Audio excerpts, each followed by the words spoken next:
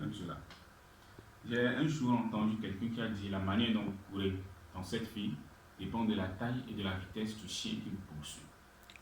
Et j'ai réfléchi plusieurs fois pour comprendre de quoi s'agit-il, de quelle course, et en réalité, et de quel chien on parle et de quelle vitesse. J'ai fini par comprendre que la course, c'est le processus, c'est le prix qu'on paie. Et notre objectif dans la vie, c'est ça qui constitue le chien et la taille du chien et la vitesse du chien qui nous poursuit. Nous sommes poursuivis par notre objectif.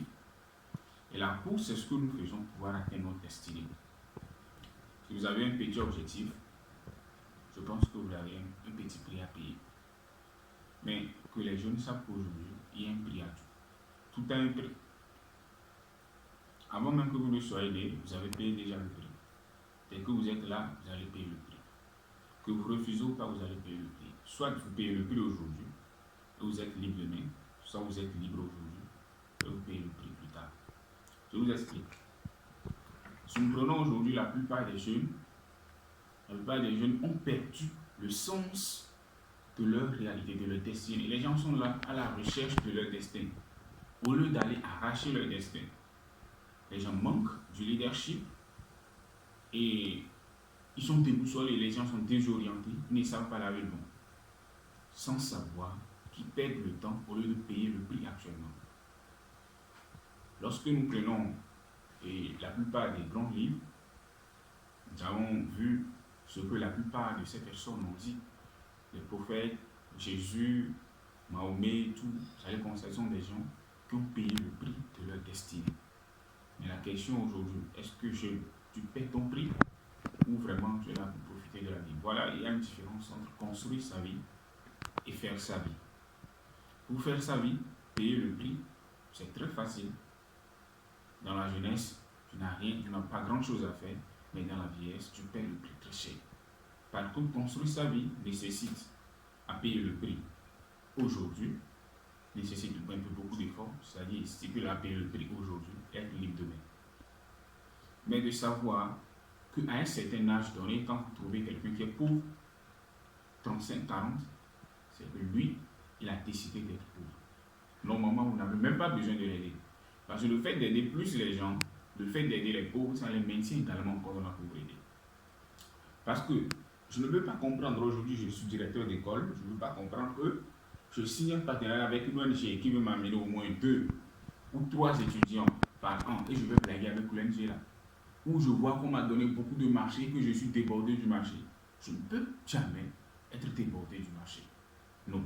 Par contre, quand vous prenez certaines personnes, déjà 2-3 marchés, ils ont déjà dit que on est débordé. Ils se limitent, les gens se limitent au peu de choses qu'ils ont. Ils n'ont pas compris qu'ils doivent laisser des héritages aux enfants de l'enfant. Déjà, ce sont des gens qui sont myopes, des gens qui voient qu'aujourd'hui, et ils pensent que c'est fini. Alors, il faut que nous ne commençons pas à réfléchir sérieusement, surtout les jeunes d'aujourd'hui, plus précisément les jeunes d'aujourd'hui. Commencez pas à payer le prix. Payer le prix revient à avoir un objectif, définir clairement les plans, et changer les plans en fonction des objectifs, être rigoureux, dur envers soi, la maîtrise de soi. Vous ne pouvez pas décider, dire aujourd'hui, je veux devenir ton avis que tu as porté, ça peut payer le salaire de quelqu'un. Mais si tout ce que tu as porté n'atteint même pas 30 000, ou 40 000, ou 50 000, ou 100 000, je suis désolé mon frère, c'est pas une jeunesse. La vraie jeunesse, c'est là que tu sors de ta bagnole, ta bagnole, on te respecte dans le quartier. Quand tu pars, tout le monde essaie d'écouter, parce que c'est que la jeunesse, le jeune, c'est quelqu'un qui conseille. Il a de l'énergie pour conseiller. Mais si jeune, tu fais de mea culpa de gauche à droite pour gagner ta vie, là tu n'es plus jeune. Et aujourd'hui, c'est ce qu'on constate, que la jeunesse est déboussolée et c'est les vieux qui prennent la place. La jeunesse n'est pas caractérisée par le nombre de copines qu'on a. La jeunesse n'est pas caractérisée par le nombre de femmes qu'on a une fois baisées. La jeunesse n'est pas caractérisée par le nombre de boîtes qu'on fréquente. La jeunesse n'est pas caractérisée par le nombre de fois qu'on influence, on bouscule les gens dans la rue. Mais la jeunesse est caractérisée par le nombre de sagesse qu'on a. Combien de personnes on influence d'une manière sage?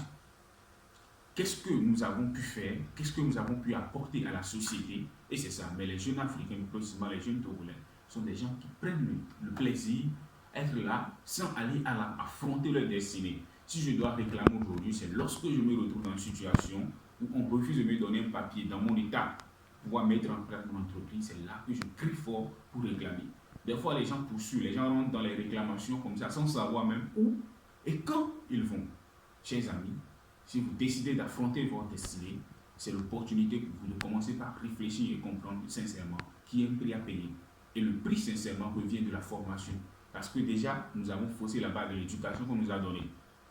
Allez sur YouTube, tapez, il y a beaucoup de livres sur le développement personnel. Commencez déjà par la Bible. Je peux vous donner certains livres. Maintenant, ça suffit. Il faut que ça change Ivan Cassaro, le mémorandum de Dieu d'Augmentino. Si on prend Vivo présent de Jacques Salomé, et plus malin que le diable de Napoléon Hill, et comment se faire des amis de Dale Carnegie. Et plus précisément, vous pouvez aller sur CETEL.com, comme vous allez voir le livre que j'ai écrit, un livre de leadership, plus précisément les secrets de l'entrepreneuriat, le vol 1. Ce livre, c'est le résumé de tout ce que je vous ai dit. C'est-à-dire, c'est le résumé de tout ce que j'ai une fois appris. Et c'est ça que j'ai mis ici. C'est un livre de leadership et de l'entrepreneuriat, le vol 1. Le vol 2 sera sorti bientôt. Mais c'est que chaque jour commence sincèrement à réfléchir. Peu importe là où vous êtes, peu importe où vous êtes, le dictateur qui est au pouvoir, vous pouvez arracher votre destinée lorsque vous décidez d'être un lion. Soit vous êtes le lion, soit vous êtes la biche. Si vous êtes le lion, vous passez. Je ne pense pas qu'un panthère peut venir pour vous attaquer. Mais si vous êtes la biche, vous passez. Un panthère peut venir vous attaquer. Alors, chers amis, décidez d'être le lion. Décidez d'aller arracher votre destinée. Décidez de payer le prix, peu importe la douleur. Décidez de sacrifier les plaisirs de votre chair pour affronter votre destinée, afin de laisser un héritage aux enfants de vos enfants, que de prendre plaisir à être là. Les gens passent tout leur temps sur WhatsApp sans rien faire avec le WhatsApp, alors que déjà des WhatsApp, des réseaux sociaux peuvent l'utiliser pour déjà créer leur propre destinée.